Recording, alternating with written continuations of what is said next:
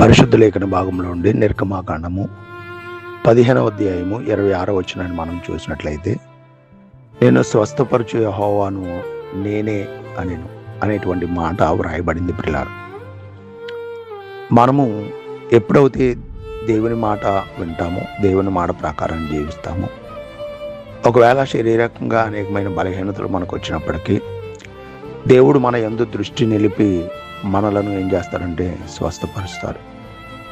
ప్రభు అని మనం ఎప్పుడైతే ప్రభు సన్నిధిలో ప్రార్థన చేస్తామో, ఆ ప్రార్థన ద్వారా దేవుడు ఎవరైతే బలహీనంగా ఉన్నారో వారికి స్వస్థత కలిగిస్తారు.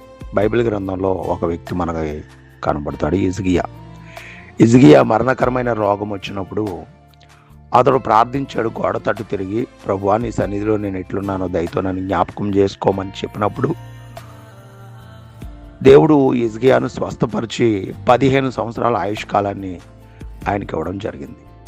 అలాగే మనము కూడా దేవుని యందు భయభక్తులు కలిగి ఉండి ఆయన త్రోవలో నడుచుకుంటూ మనము ఎల్లప్పుడూ దేవునికి ప్రార్థన చేస్తూ దేవునితో సహవాసం కలిగి మనము ఏకమై ఉన్నప్పుడు దేవుడు కంపల్సరీ మన యందు దృష్టి నిలిపి మనకి సహాయం చేస్తాడు.